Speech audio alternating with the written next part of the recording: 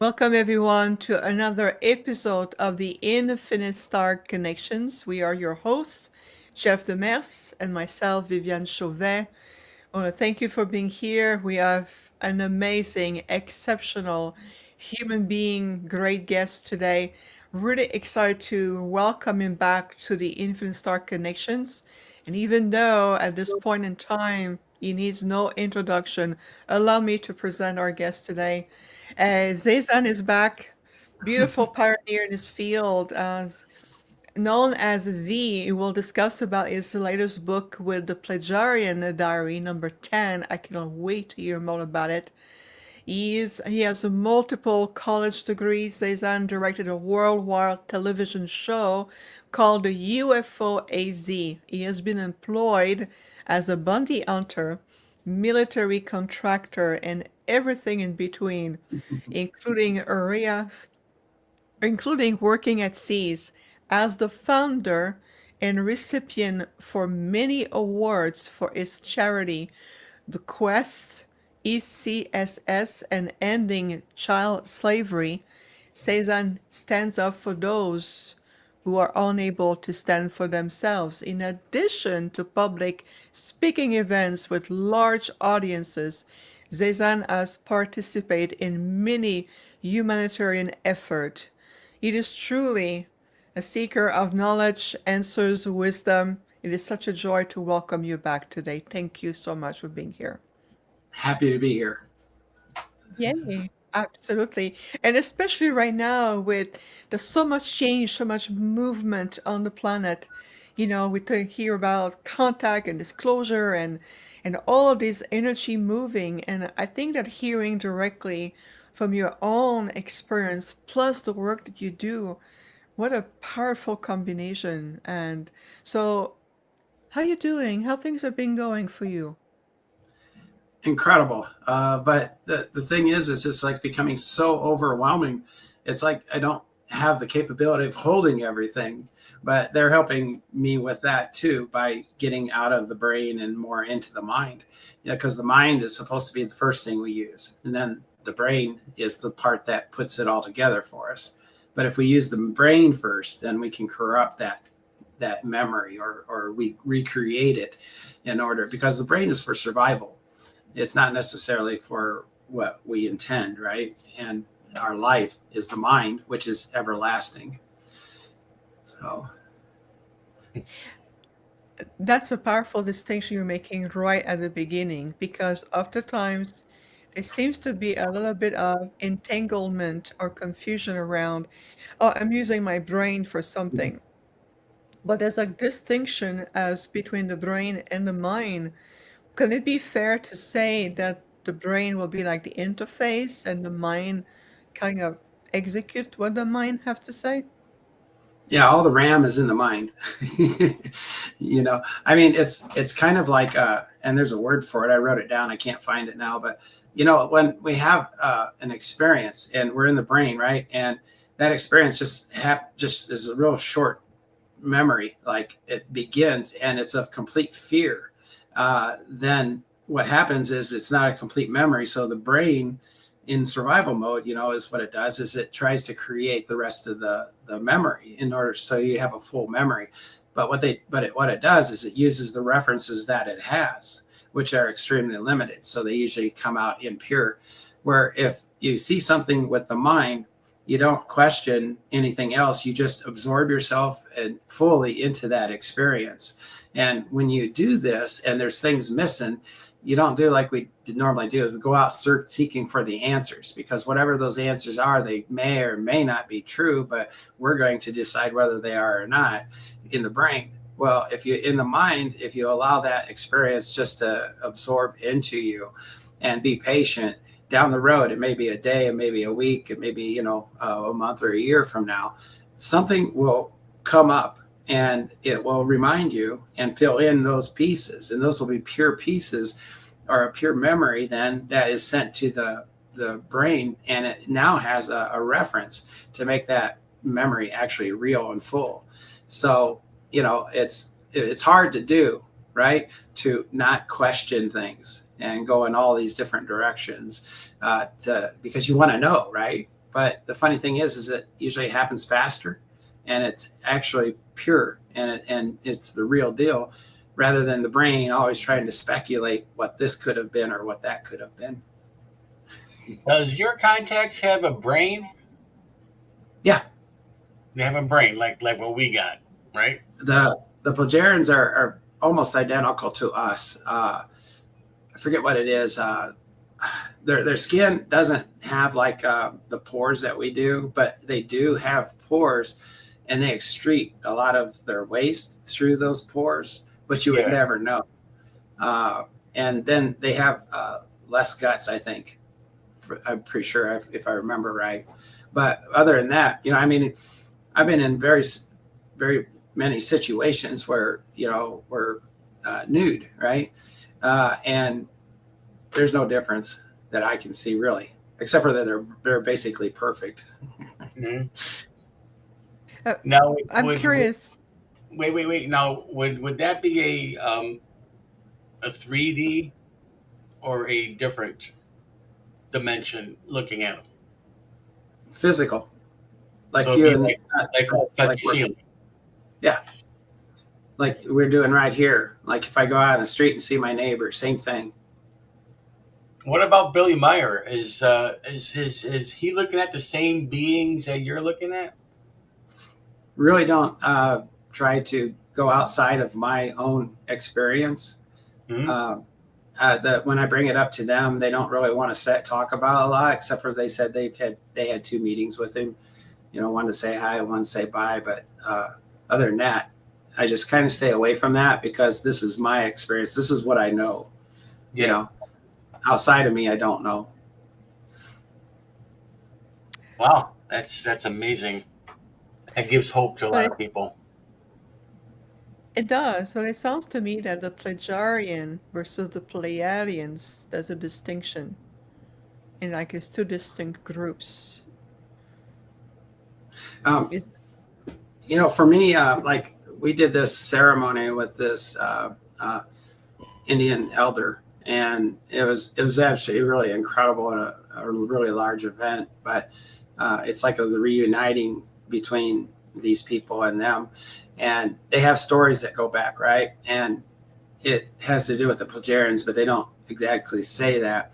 But what I gathered from all the conversation that I've had with him and others there was that, you can see the Pleiades, and that's like 488 light years away, I believe, or something. Well, another 85 light years farther than that is where the Plejarens are.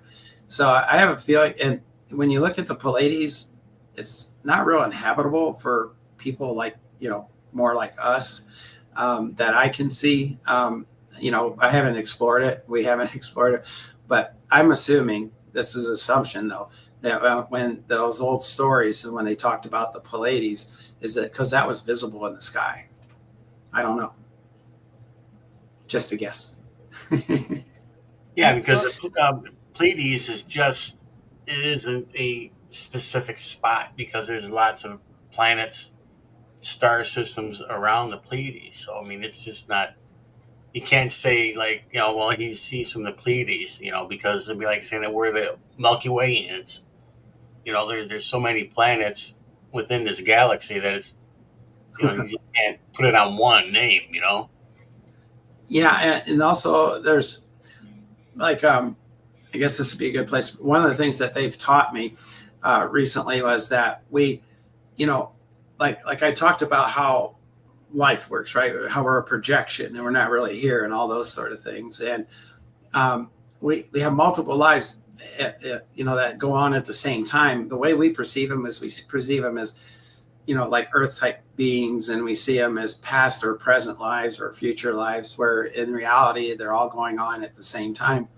And the way they have explained that to me is that that's very limited point of view, because we have each plane of existence has multiple dimensions. Those dimensions are aspects of ourself, which would mean a projection or a life, right? So you have, just in this one thread that we're in, there's multiple planes of existence, and each of those multiple planes of existence have multiple dimensions that come from them.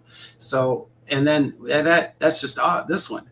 And we have many, many others, unlimited multiples. And so we have the etheric being, we have the light body, we have fairy, whatever you can almost imagine that's going on currently with this one. So when people ask about the Pleiades, sure, there could be a being there, and they could be of a different nature than us, because we limit ourselves to only what we know, right? Rather than what can be, which I'm learning a lot about lately. Yeah, we're thinking that though everything else is the way that we see it. Yeah. And the thing is that we haven't seen squat, Anything. really. Just our little tiny minuscule existence, and we're thinking that everybody lives the same way, you know. Exactly. I had an opportunity, and Sam just wanted to take me to this planet of eternal beings. They never die, and it was that was kind of fascinating to me. It's like, okay, I'm all in and everything, and then they explained to me it was just going to be me and her going, not the whole family, and because the peacefulness, right, and trying to maintain that state of mind by being there to not disturb it. And I didn't quite understand what she had meant at that time, but it was like, whatever, I'm going to go. And so we go down to this planet, and when we land, it was way different. It was like like those cushions, right, that we landed on. And when we got off of it, and the other thing she said that some people have met them, but not very few that have come there to visit, and everybody's welcome to visit. So anyways, we open up the doors and we walk out, and it's almost like walking on sponges. It was just so soft, and the immense beauty, and watching everything was completely conscious. There was like flowers, there was like large like mushroom type things, and I mean it was almost like you're having an acid trip or something.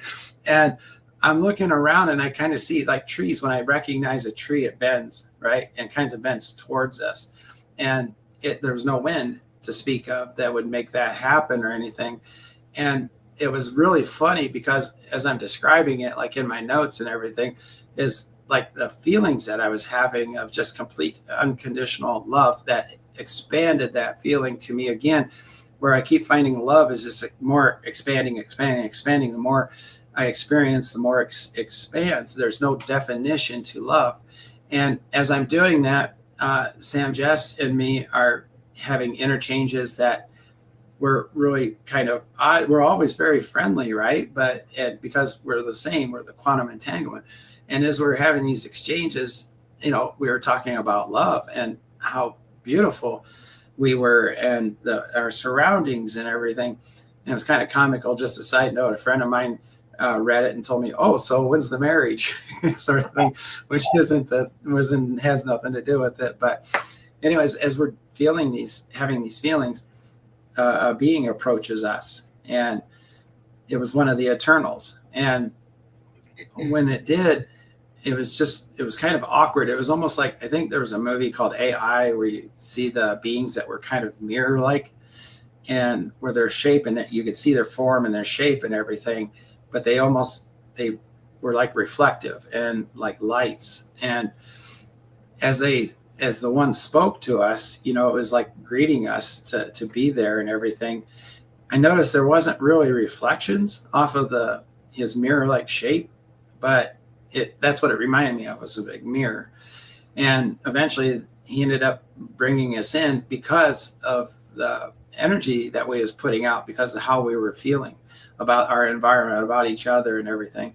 And that enabled us to be able to be invited to a ceremony in their city, which was a crystalline like city, where we did this ceremony that was all about light and just the immense feelings. And long story short, when we left, it was like we were sad, because that energy just was compounded by being there, and how everything there, that all the foliage and the people, it was just it was alive. It was conscious, and consciousness flew through everything.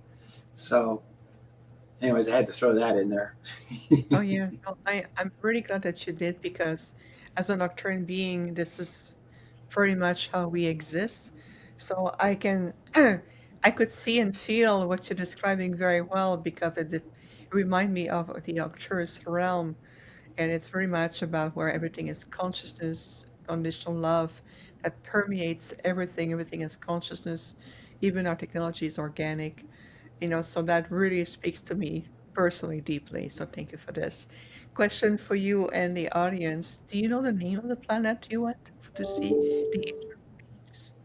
No, I mean, I'm just starting to learn language and how they speak. But a quick question: do you always miss it when you're not there? Um, I do, but here's how I personally cope with this. Is a part of me is very dedicated to Gaia because I'm very connected to the planet. So I speak to the planet herself, and I have the ability to feel and tune into a multitude of life form all at once. So when I get a little bit too much entwined into missing that, I retune into the planet. Remind myself that I'm here.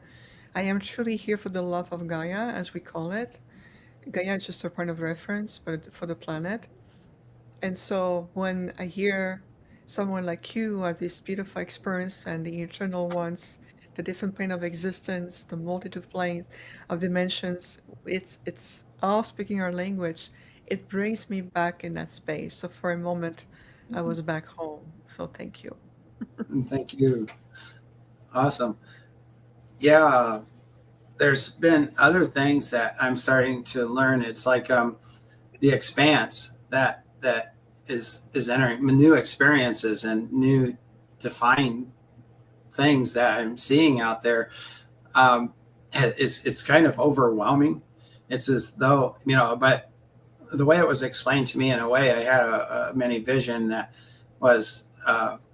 I mean, it's like when every time you grow, you have this feeling of being lost or alone and things. And the way they explained it to me was is if you had one field in front of you, right, and now you have a field that you can't see the end to. And the way they explained it to me was just focus on that one blade of grass in the center of the whole meadow, and then eventually you'll be able to fill all those things. But it's just an expansion of our mind in a sense that is taking place. But like language, I they speak like I'm starting to pick up on a lot of the things that they're saying as they speak back or as they're talking. I can pick up a lot. And I asked them too, why is it that these beings that I meet, so many, can speak my language, English? And they said that language has a common thread, right? A common tone, and that's equal in everything. And so, like the way they speak is through like synodics and sematics or whatever you call that, where like the plate that vibrates, and when you say all the audio, like say Om, it creates a specific symbol, and that's how they actually speak. And so when they hear me and they listen for a little bit, they can start to pick up the tones that I'm relating to, and they're able to speak my language, even though it's very less effective or expansive as theirs. But the symbols, it kind of reminds me behind you, Jeff, the symbols that are there on the side of some of the spaceships. You'll see a signature, and it's their people, and it will be in like hieroglyphics or whatever you want to call that type of thing.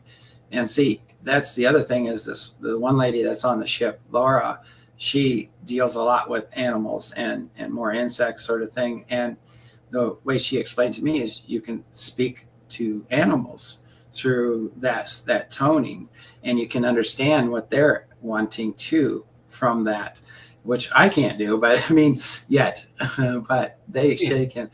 And so it kind of answered a big mystery I had. We've got 2 cats on board the ship now that she basically takes care of, right?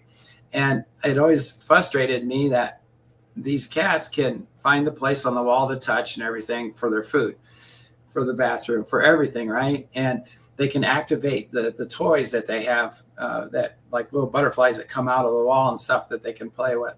And I try to touch the wall to create a chair in my room, and I'm doing this, all over the place trying to figure it out. So now I figured it out. She's just talking to the cats, telling them what to do. But anyway, I just thought that was a fun part of the story. I love it. I have 4 cats at home, so believe me, I'm with you.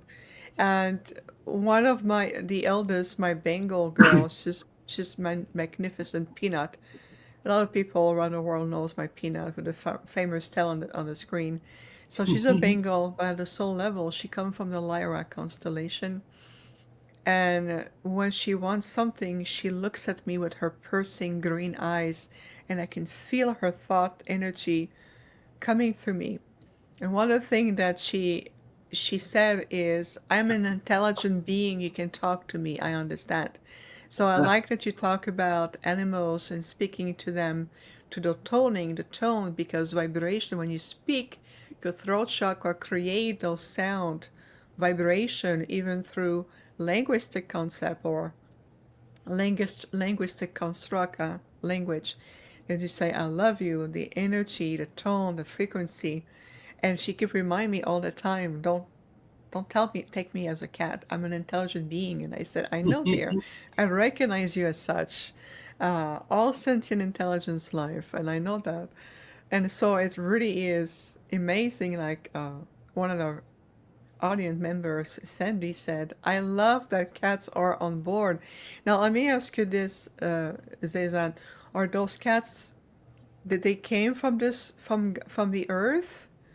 Or where did they take the cat from? I'm just curious about that.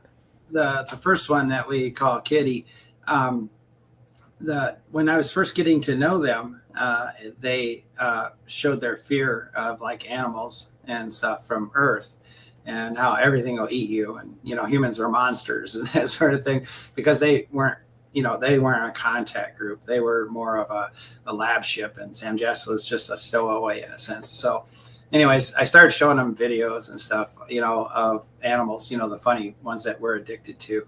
And they sort of liked the idea of a cat. And so I thought, well, I'll take Sam Jess down to one of the places here that you can get, animals and stuff that are all taken care of. And so we went there, and we looked through the windows, right? And we could see them, and she was just in love with them. And then I asked her if she wanted to actually touch one, and she was really fearful. And I said, "Just trust me." And it was like, okay. And so we asked one of the employees there, and they took us to this little fenced in place, where you could sit and meet the animal, right? And so we got in there, and I told her to sit down in the center, and she did. And you could tell there was a lot of fear in her, but she kept looking back at me for reassurance and everything. And so the employee comes out, she has like 5 of them and just like dumps them in there. And she's like paranoid and turns into like a rock, and I told her, just calm down, just let them crawl over you. And you know how kittens are. And it wasn't long until she was completely addicted. And I says, well, since we can bring it back, to this place, I said, would you like to take one to the ship? And she says, yes, let's take all of them. And I said, no. I said, no, we can't go there. And we took it back, and everybody was like fearful of it, except for Laura, she's taken over the cat meal. And so that's what, it became part of the family. And then later, not too long ago, I looked into bringing a friend for Kitty. And so I took Laura and Sam Jess, and first I went out and I checked this place out that that takes in the strays and stuff, and gives them their shots, and then adopts them out and stuff. And then so we just did sort of a surprise visit, and they went around, and I had 10 of them picked out, that they should look at, because I knew how they would react, right? They had to fall in love with everyone that was in there. So I said, we don't have long. We got to get this done. I said, focus on these. And Laura ended up picking one of them, and that we call Luna. And it's been a complete adaptation. I mean, they just totally blend. And it was almost as if Kitty actually took Luna around and showed her what to do and where to do it and the whole works. And ever since then, it's just been a madhouse with them running across the floor and stuff like that. So And I hope you warn them about cats that vibrate or purr, right? Oh, I didn't. And that got Laura scared one time. And I explained it to her what that was. That's the funny thing too, is Laura explained to me that cats create their own language to speak to their owner or whatever. Mm-hmm. I thought that was pretty unique too. Oh, yes, they can be pretty attuned. They can be pretty attuned to you and to feel. So I know that what I love about you, Zaysan, is that you're only connecting on the cosmic level, but you're also very engaged here on the planet. And I know there's a lot going on, changes from being boots on the ground here. And I said that boots on the ground in a very empowering way, of course. I'd like to know, because I know a lot of people are asking, is there going to be a huge public transformation? What's happening? What is all this change going on from what you've been experiencing? Being part of, working with the children, all of this. What can you share with us in terms of global changes? What are we looking at, the change going on the planet? Just based on your experience, what can you share with us? Well, it's kind of a large question, and one that I don't really focus directly on, other than that some of us are becoming aware, but as a whole, we're a long ways away, in those senses.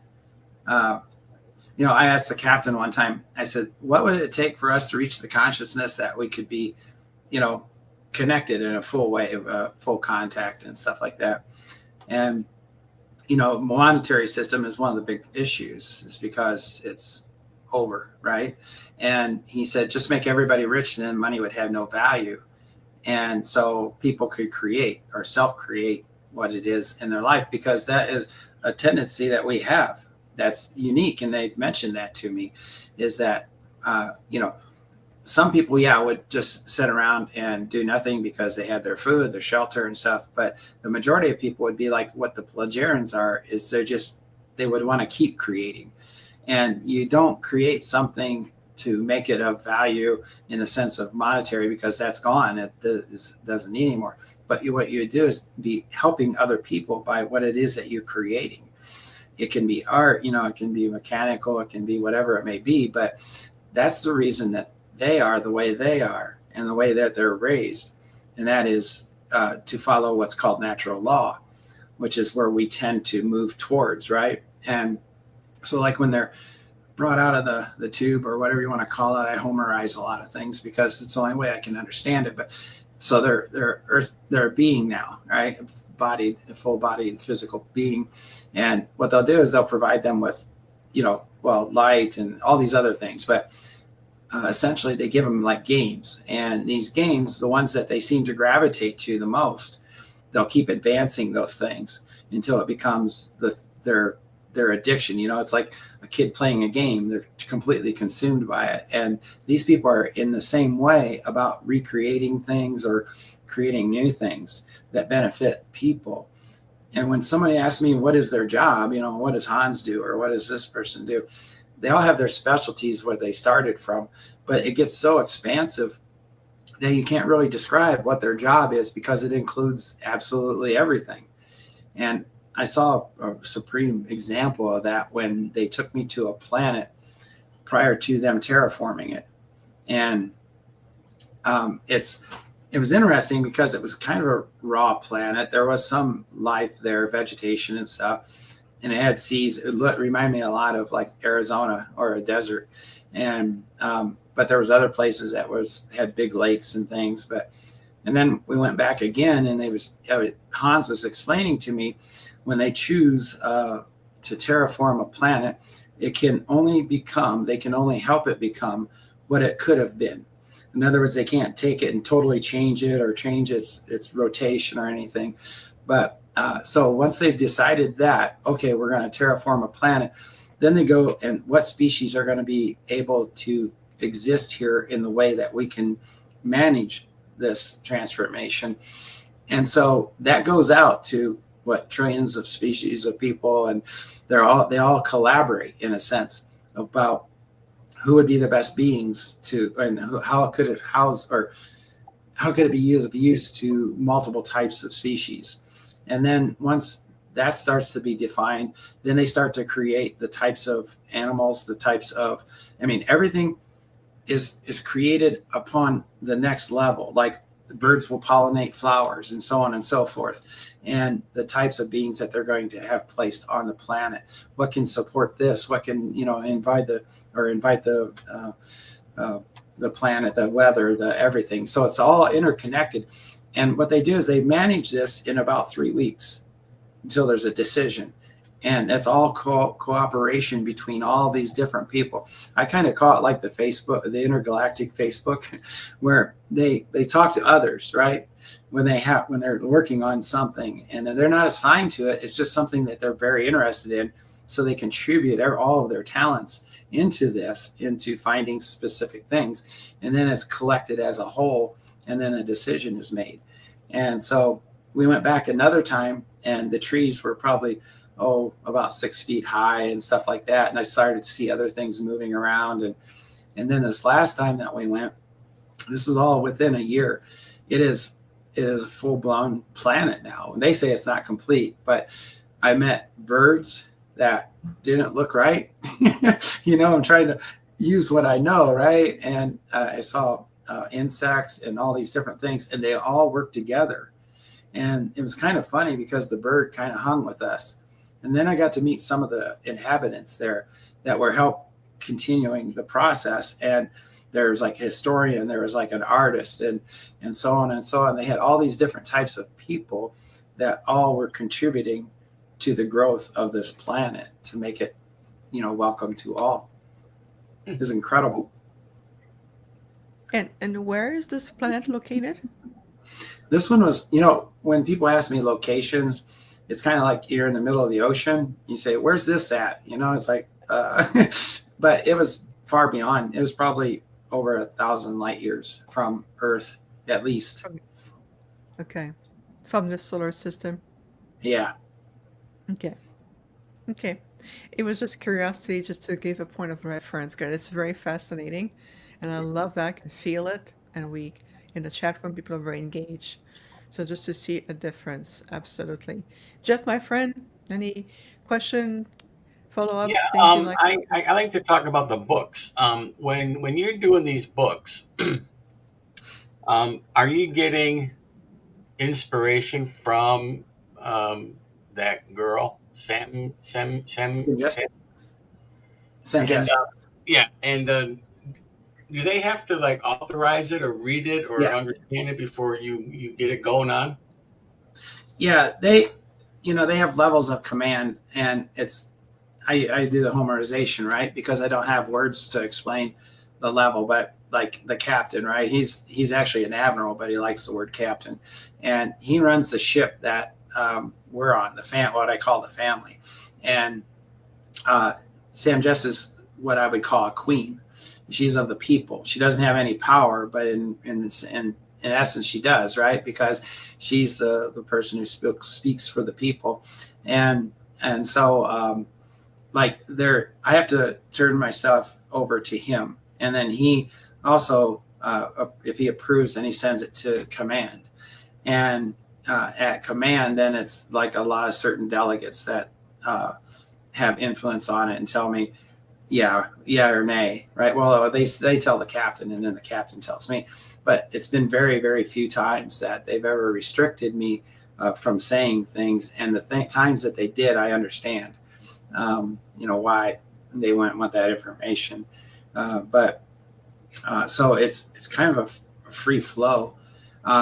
Recently, since I've really changed, they told me in the beginning that we can become so much more, right? And I starting to recognize I've been so busy becoming more that I didn't realize it was, right? That sort of thing. And so the things and the details that I write and the things that I'm witnessing are so large that's why I keep writing these books, is because I could write probably another 10 or 15 books if I had the time or put the time into it.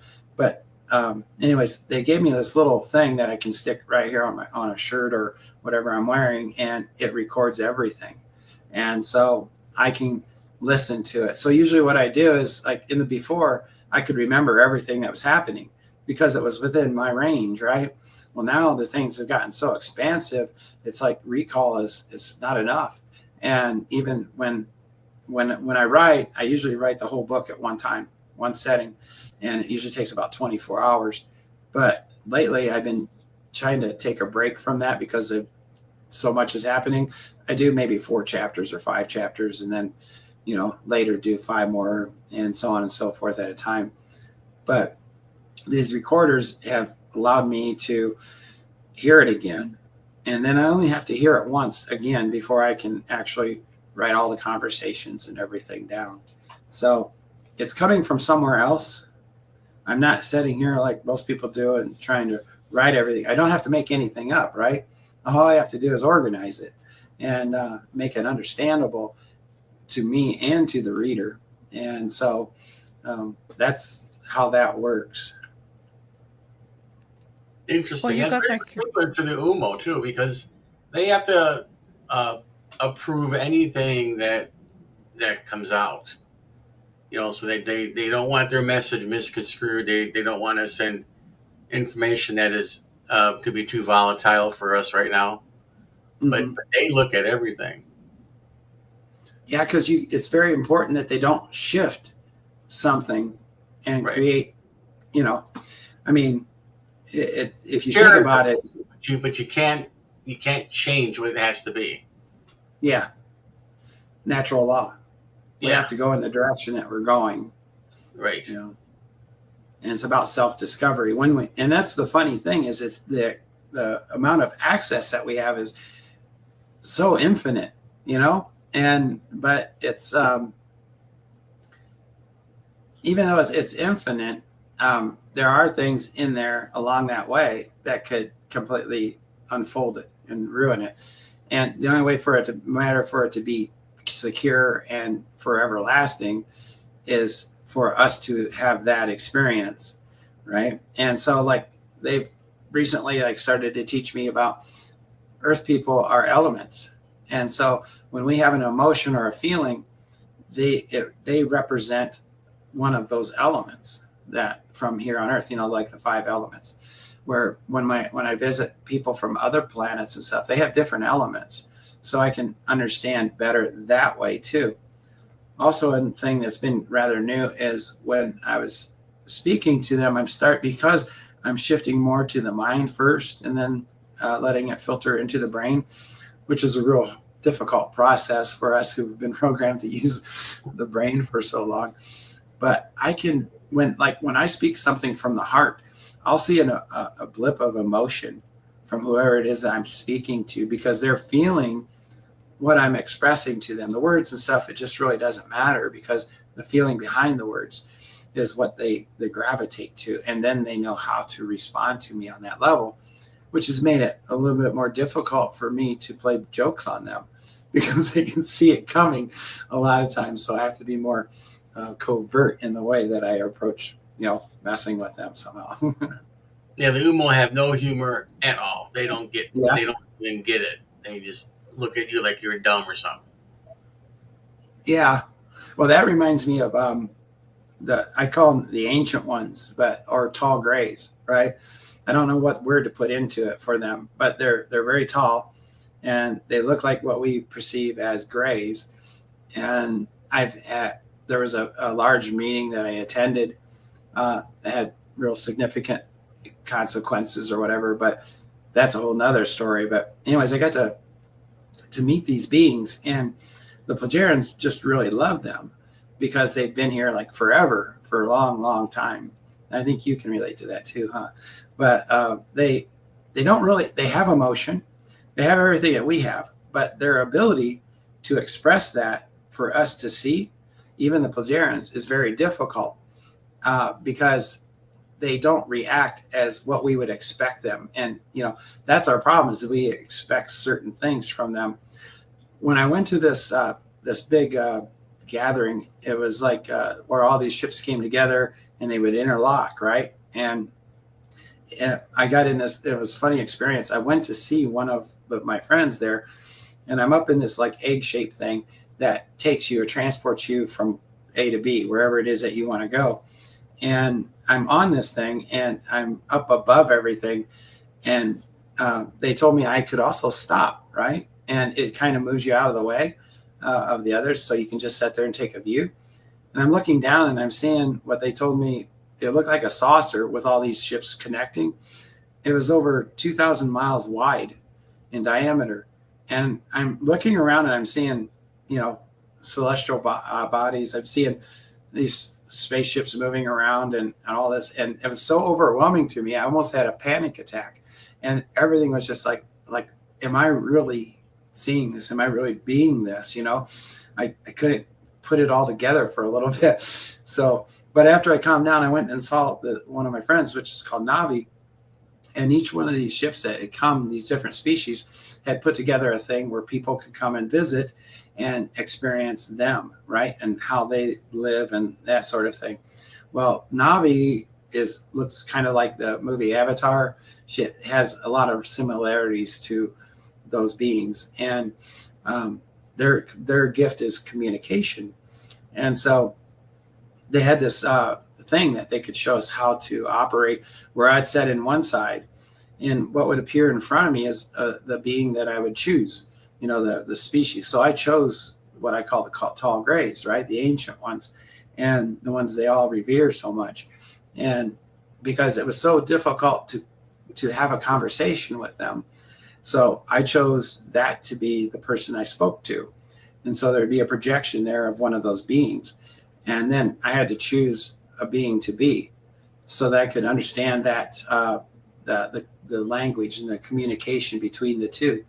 So I chose Plejaren. Of course, they didn't have an Earth person, so I chose to be one of the Plejarens. And there was a dialogue that was already preset that you would have, but you were the one that it was emanating from, right? And so it was something simple, something not to be distractive to the whole point, and that was to learn how to communicate back and forth between you and this other being.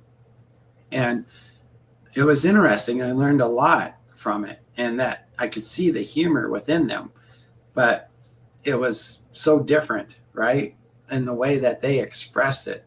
And in the conversation back and forth, and they have humor too. It's also like buried really deep. But on the surface, all you see is this, straightforward, no smiles, no emotion, no expression. Yeah. Which was my difficulty. But after that experience of being able to actually experience where I could understand it, then now I can have a communication with them. It's still pretty boring, but I can actually, have that connection between them. But yeah, to me, that was just like one of the most amazing things I've ever experienced. Yeah. See, now, when I want to have fun with the UMO, and they want me to do something, then I understand what they want me to do, because they're very specific, technical. No emotion, blah blah blah. But then I'll throw in a little bit of slang to throw them off, and then they go off on their tangent. Like, what are you talking about? No, no, no, no.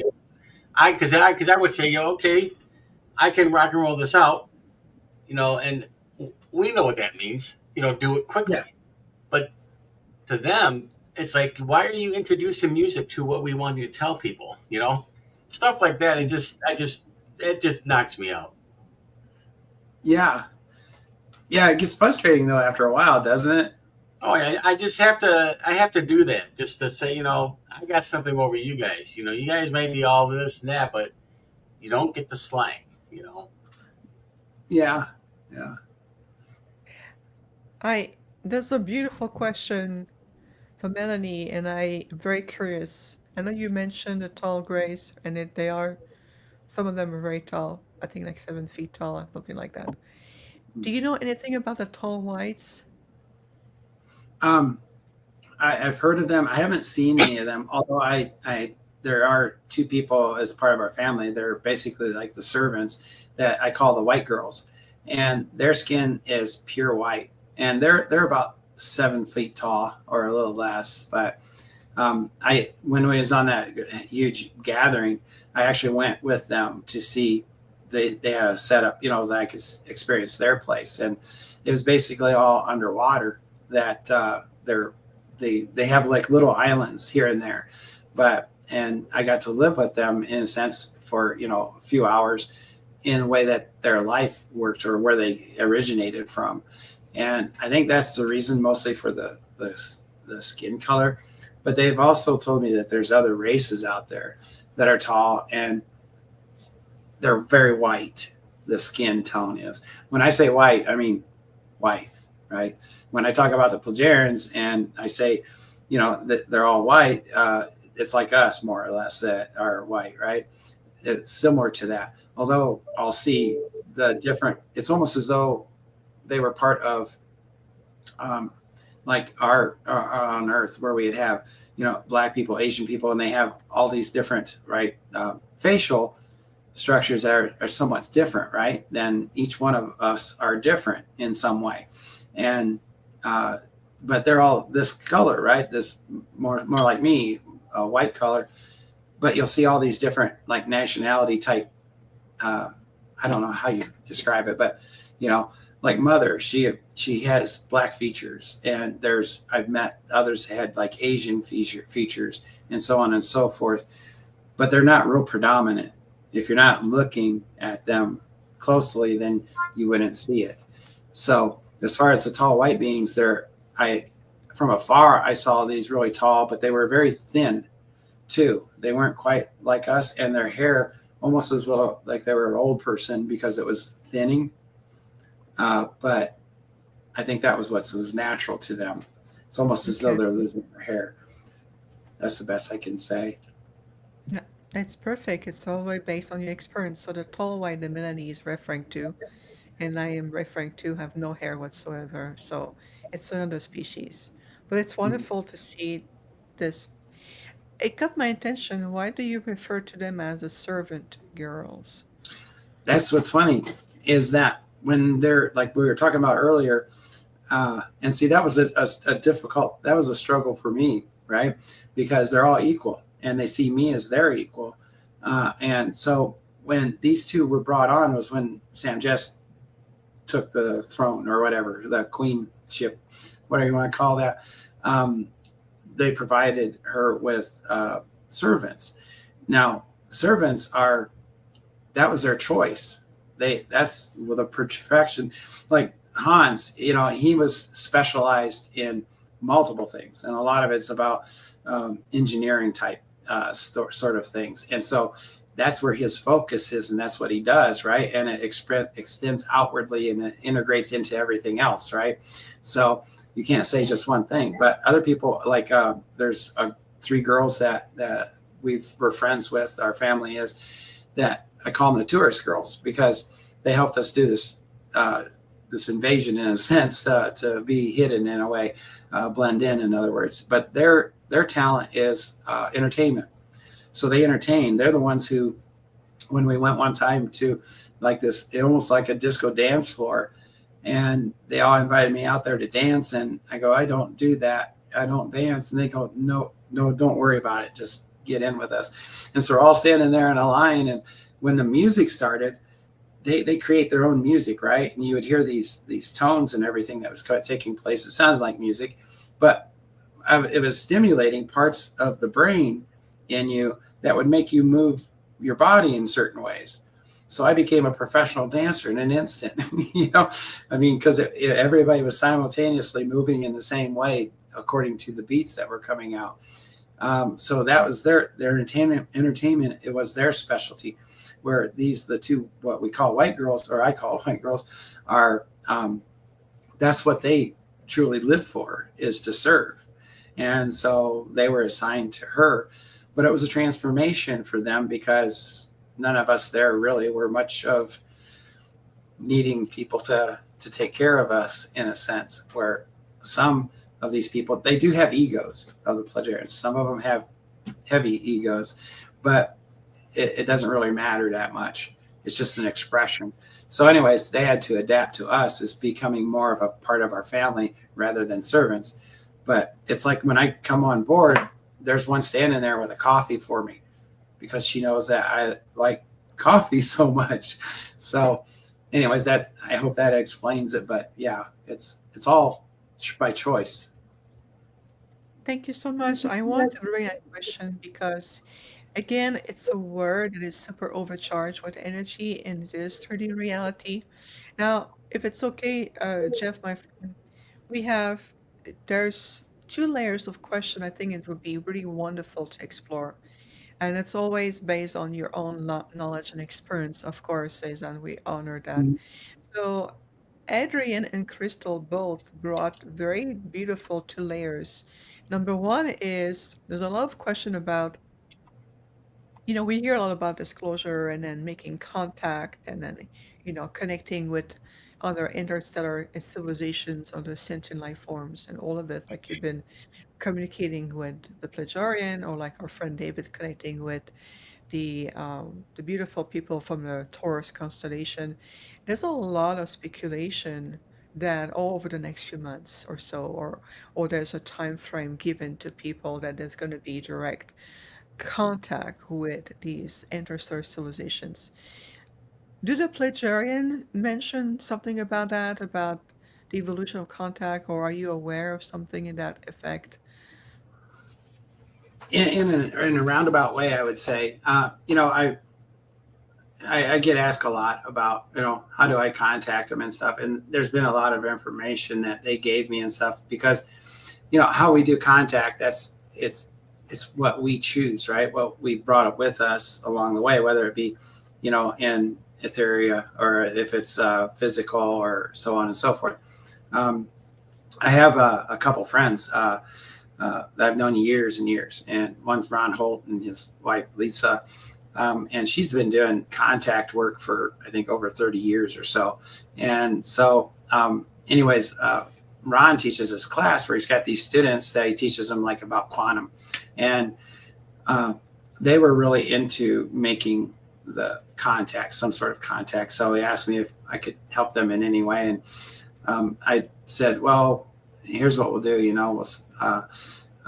They can have an experience. They can write a report on it and everything and what they experienced and so on. And they would meet them at a specific place, right? And I wouldn't tell them any of this stuff. I just told them, they're going to meet together here or wherever and so on and so forth. And so they all wrote reports about the experience they had, and they were all excited because they did this, what do you call it, from the mind in a sense. But there's a lot of validity to the things that they were seeing and experiencing and felt. And so there was 3 aliens that were waiting to meet with them. They went there, they wrote their reports, and they had so many things. They saw waterfalls, they saw trees, they saw people, all these different things, and somewhat of who the beings were, right?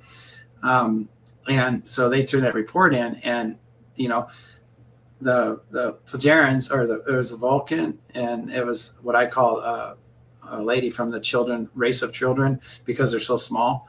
And then the other one was the tall gray, except for it was one of their childs.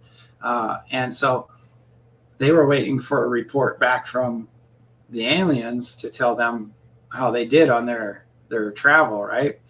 And it was kind of funny because they were all sweating bullets, wondering what the outcome was going to be about the response. And what I got was what I call almost like a sacred document. And the expression, they didn't really comment a lot about the details of their experiences in their reports. They commented more on way beyond that, about how to see things and way they want to feel things and how to make it, in other words, it was all about love and, to allow that to come through. Also, they talked about the elements, when they felt this or they saw this, what element was that connected to, and so on and so forth. But and then also the one I call Snake Lady and Sam Jess also commented on it. And like I say, it's almost like a sacred document. It's so beautiful, and it could apply to anybody that was making an experience. And it answered all their questions, but it wasn't the questions that they wrote, I mean, it was beautiful. So, and then Lisa, she has a group that she was out in the desert. She goes, if you can have Plejarens come by and say hi, while we're doing this contact thing. And what happened was the first time it was just a big flash of light, and the captain made that possible. And then one of the next times they were out there, and it was kind of hilarious because they were in contact with me. Oh, we're here at this spot and blah, blah, blah. And, we haven't seen anything yet, everything. And they're sending me some pictures, right? And I'm looking at the pictures and I'm blowing them up, and there's like UFOs all over them. And in one picture, there's 18 of them right where they were taking the pictures, and none of them saw it.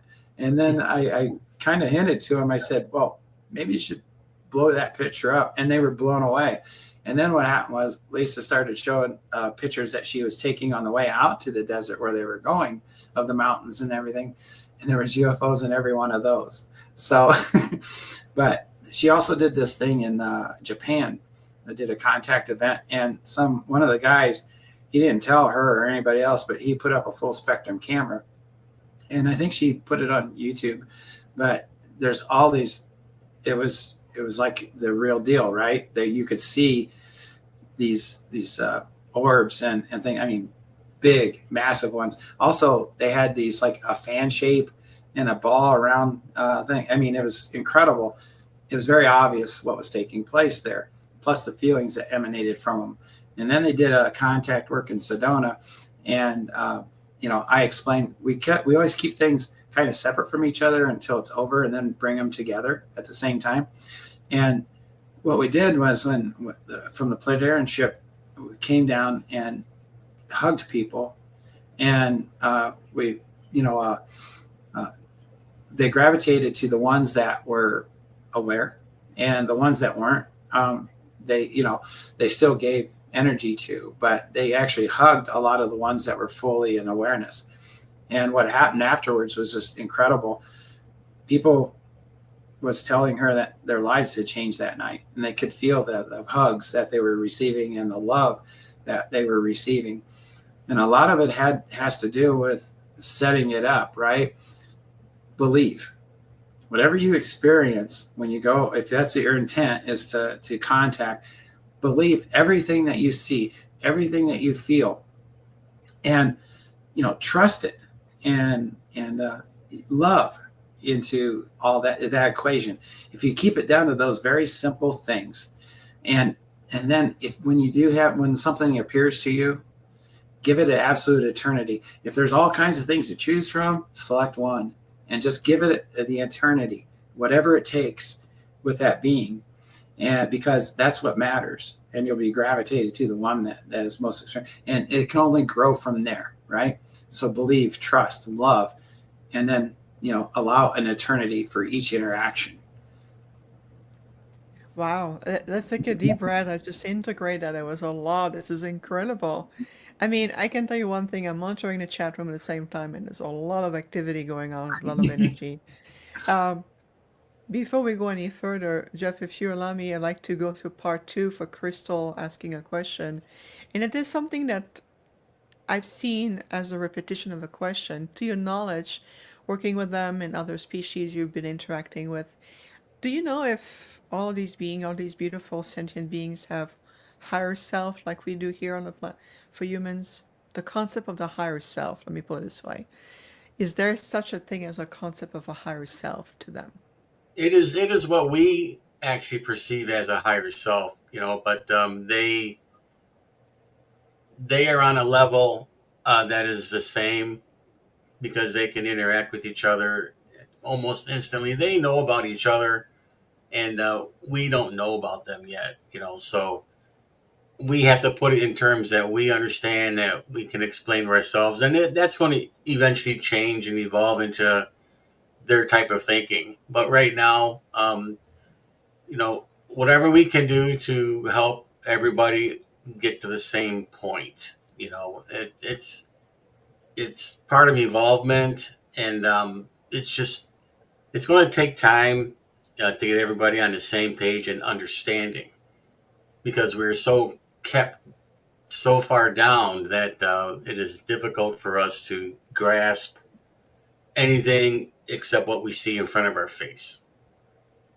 So you're going to talk to 20 different people, and they're all going to have their own 20 different ways of explaining it all. I could be wrong too, but I don't think so. I think I'm pretty damn close to what is actually going on.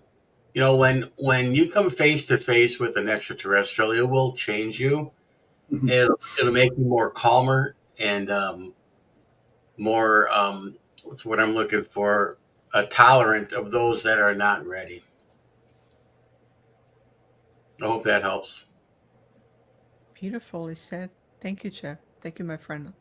We always appreciate you. What about you, Z? What do you have to say about that? The thing that really, when I first met Sam Jess and everything, I didn't know what to expect really, and I didn't know they're going to eat me or whatever, and I figured, well, whatever I did, I allowed whatever to come forth for it to come forth. And I figured, well, if they did eat me and stuff, at least I have a great story to tell when I get to heaven. Better than just anything, right? But what happened was it took a while, but as we started to grow together and started to parallel each other, I began to see the love and the patience that came from them, and that I had to return that. Also, the very important thing is that I could not deceive them. I could not lie to them. I had to answer their questions in absolute truth. So I always called it becoming naked. When I went on that ship, I'd flip a switch and I would be completely open in every possible way. And that was a very, you don't realize how big a struggle that is, because they saw us as monsters and everything. And then when they started asking me questions about the scars and the bullet holes and stuff on my body, they, I thought, and they had a preconceived notion that we were monsters, when in a way I understand that, because we're violent and those sort of things. And so when they ask me about these things, how do you can't soft it up, you have to just tell them direct. And so, I had to really struggle with that, because if I told them I'm going to lose my family, I'm going to lose them, and I don't want to do that. Their love is so addictive. I had to be a part of this. And so I just gave in, right, and let go. And what happened was this full acceptance of me and of who I am. And so you got to have a mindset, right, first. And I think that's really important. And how it appears to you, just accept it and love it, because that's where you're tuned, right? I don't know how else to explain that, because there's no way you can conceivably understand all things that you've never experienced before. And so it's like babies. There is a trade-off to that, and I keep telling people, once they understand that, hey, this guy gets it, you're going to get flooded with all different types of ETs or whatever you want to call them, because now they have a way in, and they want to be heard, right? So you have to be really disciplined to understand, and kind of decide who you want to enter into your world, because you'll get bombarded quickly. Mm-hmm. Yeah, I've got protection. Yeah, I got armor, so.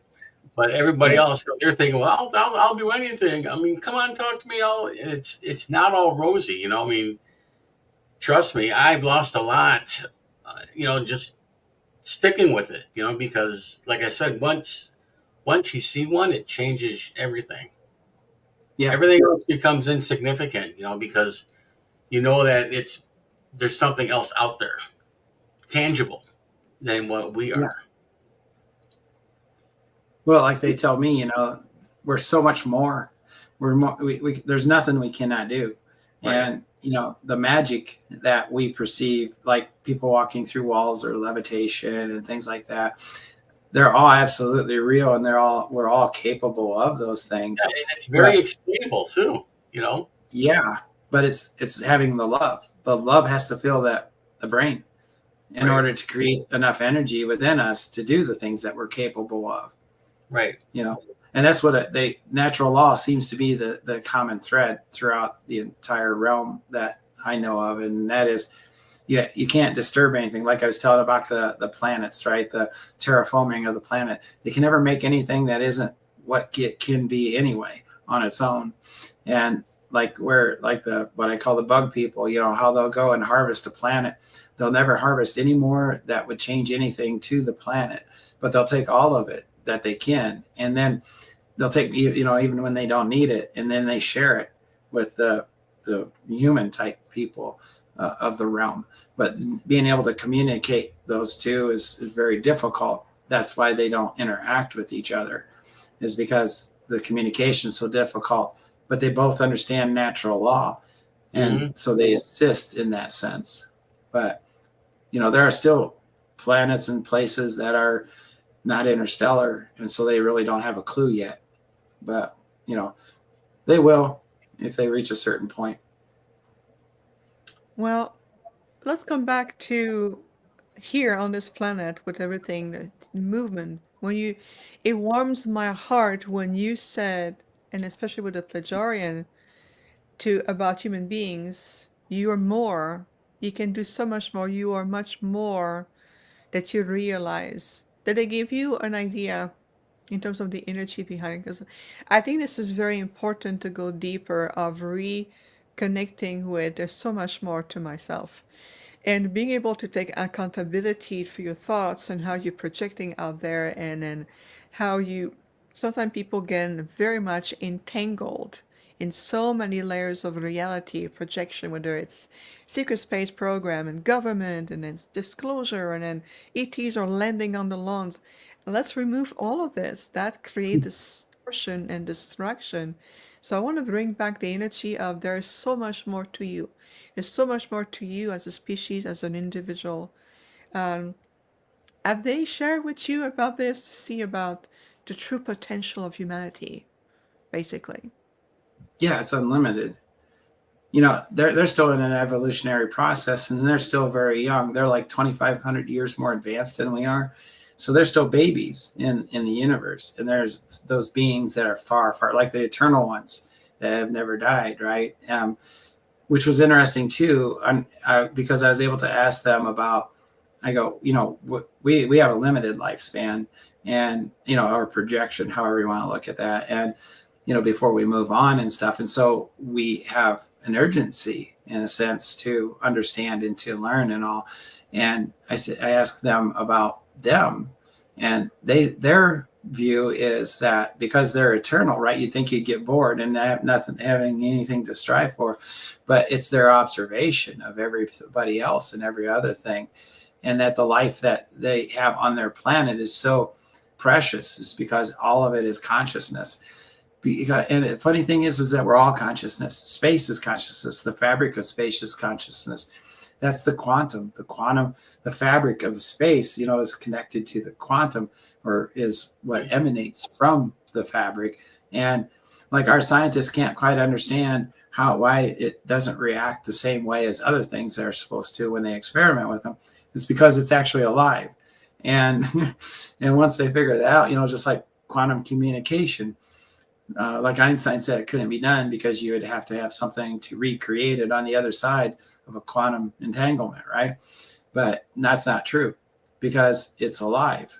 And since it's alive, it's just like, the way Hans explained it to me was, when we talk to somebody halfway around the world. In order to do that, though, we need a phone. You need something to unscramble the thought. But there's other ways too, of course, the more evolved ways where you receive communication without anything. And they can do that across the universe. So, I mean, that's our unlimited potential. 100%, absolutely. Now, something for all of us here, because it's a good point, Cassidy, my friend. Talk about, The energy, there's a lot going on.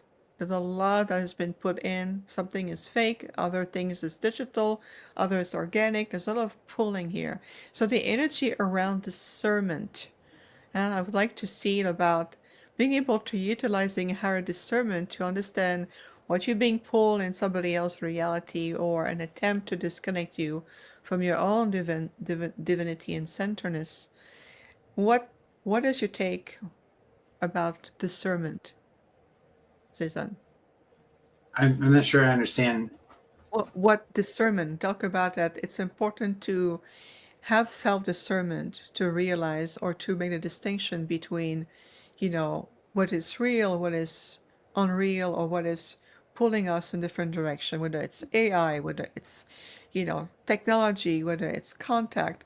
And then we notice that people get lost in that translation and they disconnect from themselves and they retract into a fearful energy, primal energies. Based on your experience, have the Plejarians, or even through your own experiences, been exploring the concept of cultivating higher discernment? Well, that's simple. There you go. What you gravitate to.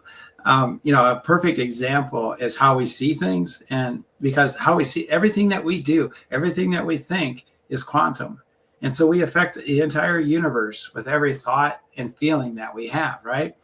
And like those famous videos from the government that they've released of UFOs, the fighter pilots chasing them and stuff. None of those are UFOs. Yeah, I saw the debunking of all of those, right? And like the one of going below. I mean, they get it in such detail. These are absolutely not real UFOs. The government's not going to give us that information, but we consume it, right? And so we want to get into that, but there's nothing that come of any of it other than some people flying around each other, right? And even though one was a balloon, Mylar balloon, one was a bird, those sort of things. But to put it in perspective, we are creating what it is that whatever we put out is creating our universe. Every one of us affect the universe. So in every way. So as far as putting energy, where you put what you put your energy in is what.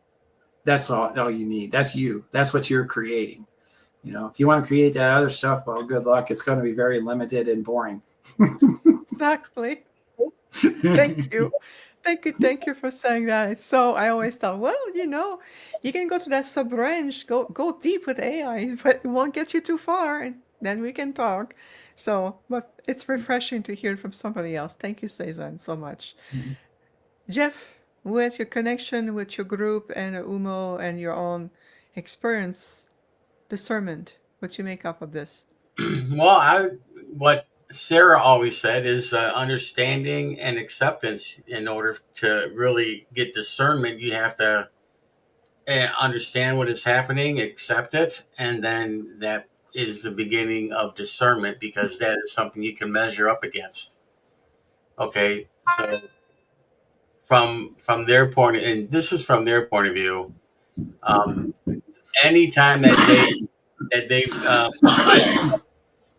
come up with something new, they first have to understand what is going on, and then if it feels something that they want to pursue, then they'll accept it, and then they'll find out more about it. Whereas if you don't accept it, you just reject it and you're done.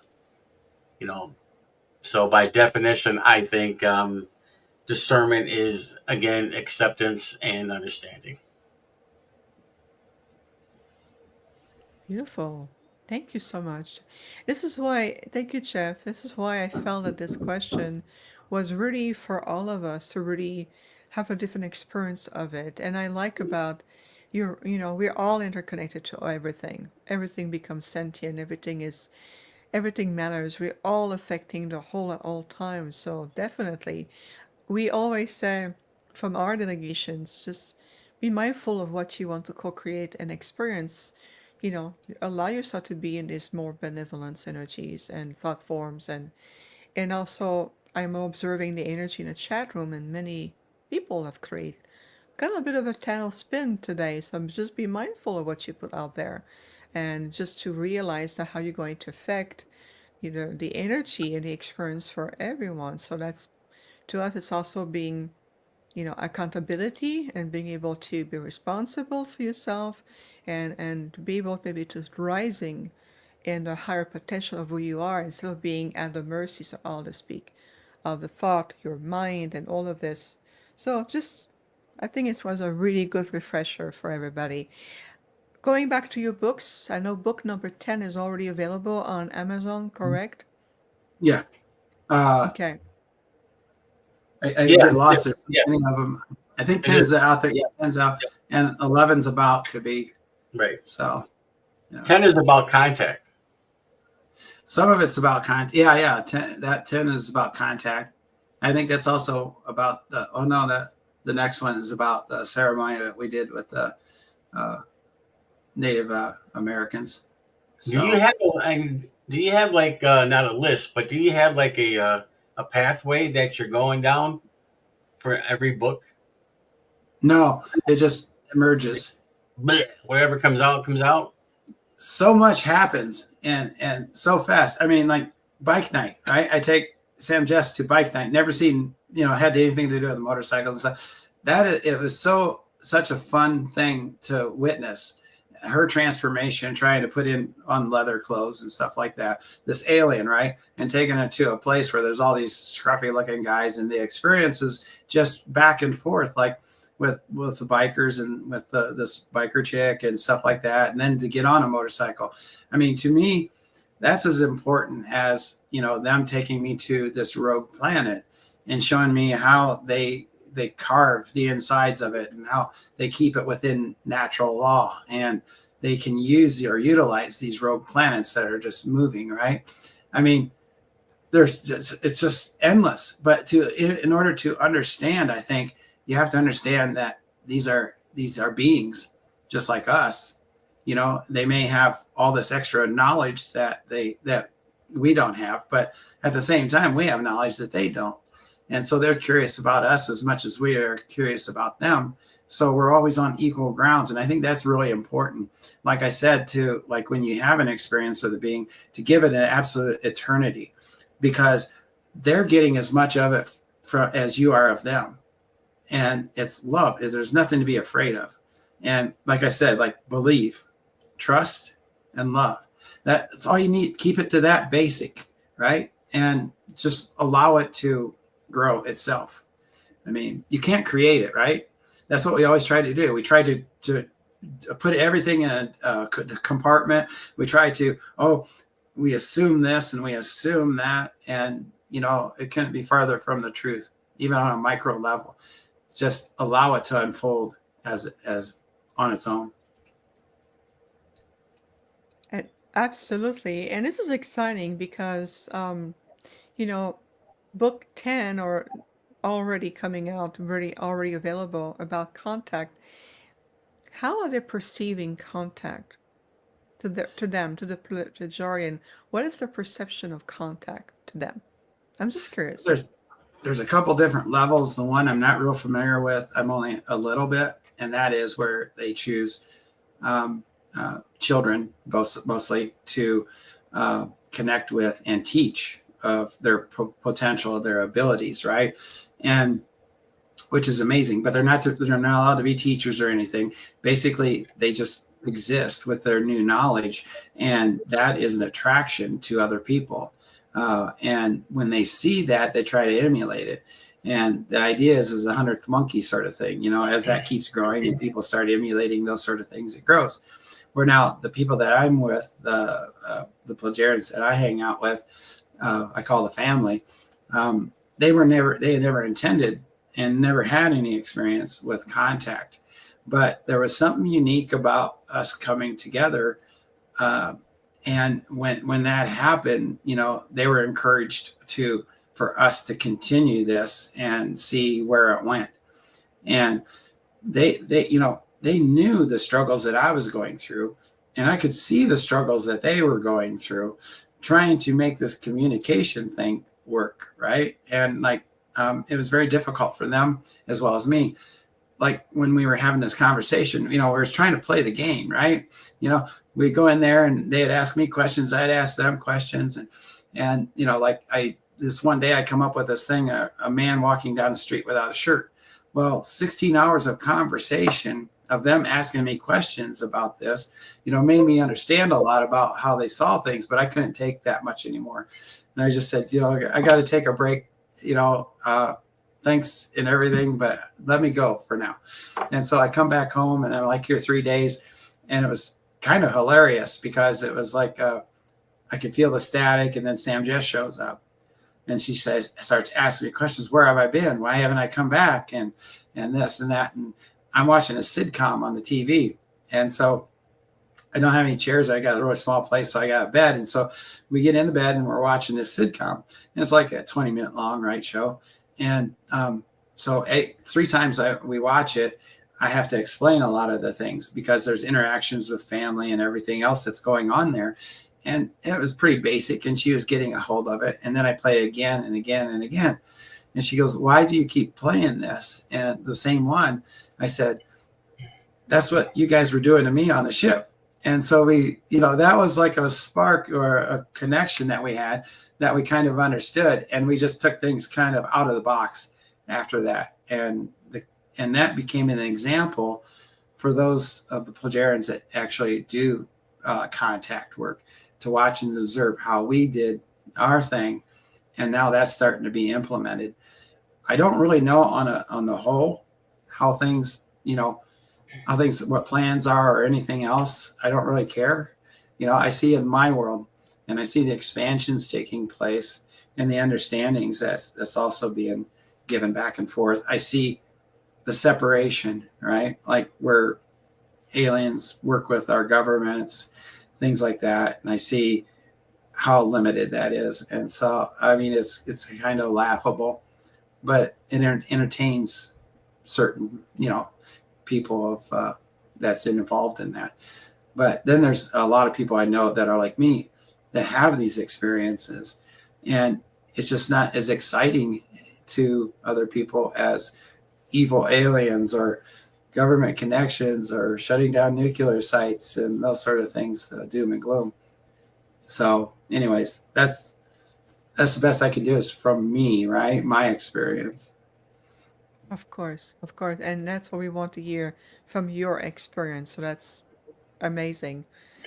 Jeff, my friend, as we are going towards the end of the episode today, any questions, observation, things you want to maybe ask our amazing guest today? Let me see. Let me see if I can pin you in the corner here. Now, this is going to be right now, I don't have anything. I mean, he's answered a lot of the stuff that I wanted to know anyway. And we could talk more about his family. Do they want to meet anybody else besides you, or do they have any interest in expanding their contact throughout with other people? Oh, well, that's kind of interesting too, because people are having experiences with them, and I ask them, how can that be? How can they have so much experiences with you all? And when do you guys ever have time to communicate with them? And the way, like I talked to Laura about it, and the way Laura explained it to me is that during their 20-minute rest times, they'll sit down and they will have conversations because they're not really in their body. They're allowing their body to recharge in a sense. And so they can hold multiple conversations at the same time in consciousness. When they're not using the brain, they're using the mind. So each of those things are able to connect like multiple cell towers, right? But also there are people that are beyond that. There are, like especially important people like Sam Jess, that there are more conversations than that she can be fully consciously aware of at any given moment. But, there is a select amount that they can. And so that is the potential and the possibilities of these people. But I'm not sure where we were going with that, but the contact with my family is they're not, that's not their job, right? Is contact. The level of contact goes to those who are fully integrated into that's their purpose, and like I say, you can't define one job, right? but in a sense, there are those who are skilled at it, and that's what they do, and they have all the protocols and that. Where my family don't have those protocols, so they just sort of have to wing it, and then explain it to me, which I pity them for that. Well, I always believe that official first contact for us on Earth was in the 30s. And then it just got snuffed after that by our governments. So we've already been contacted. It's just not allowed. Yeah, I don't think we can depend on governments for any information. I think we need to rely on ourselves. There's so many beautiful stories out there too about contact. I prefer to listen to those rather than anything that comes from the government. Mm-hmm. Well, I understand too that time out there is different than it is here. Mm-hmm. So what takes like 2 years here, it takes like 3 minutes out there. So it's an explanation of why is it taking so long is because from our perspective it is taking long, but from theirs it's just minutes, 10, 15 minutes. Well, a lot of people ask me, well, how do I make the contact, and when can I do it and all that. And it's like Sam Jess once told me, she goes, well, just tell them the door is always open. In other words, you have to reach that level to yourself of love. You have to stand and be one with yourself, understand how to have your energy around you. Yeah, be brainless and mindful, right? And that's what starts to open the doors. The love is the most important thing, and not to expect anything, but appreciate anything, right? I mean, and that's it. It's that easy. Believe, trust, and love. You put all those things together, and the gates or the doors are going to open. And you'll definitely get it. And just be careful because be careful what you ask for because you'll get it. Yeah, and then also don't have expectations, because you're already. It's funny. We're so full of ourselves that we think we drive the car. We're not driving the car. We're part of a spirit. Everything's like what we do. It's arrogance of the human race. Yeah, just need to love. That's all it comes down to, and all these things will just start to happen. Well, and we'll have to catch up. Yes, and gentlemen, I'm a great advocate for the earth and humanity, as we believe in all of you. It's also recognizing that what fear really originates from, and where are these traumatic experiences originate from, and to be able to understand that contact, as you've been calling it, which you both described beautifully, it's been part of the embedded, encoded history of this planet. I mean, look at all the sacred sites, the Easter Island statue, all the pyramids throughout the world. Contact has been implied in the archives of this planet. So you're simply rediscovering and realigning yourself with that natural phenomenon. Look at all the Aboriginal tribes around the world, right here in America, where there's the Zuni nations, the Hopi, the Navarros, in Canada, the First Nations, the Algonquin, and many, many, many more.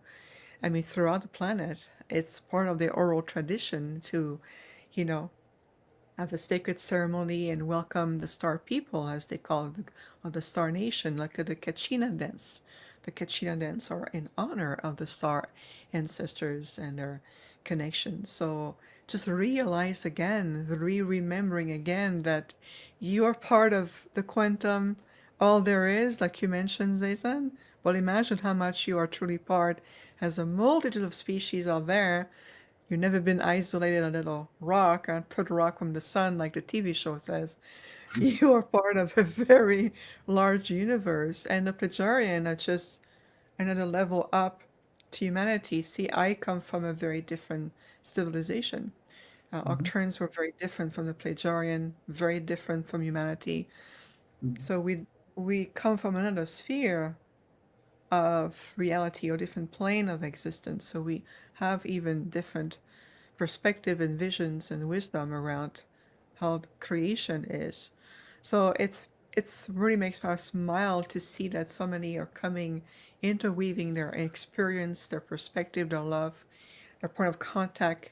And even, of course, as a human being, look what you do here, what you've been doing for years, boots on the ground with the children. I mean, that's deep, and many recognize you very much so.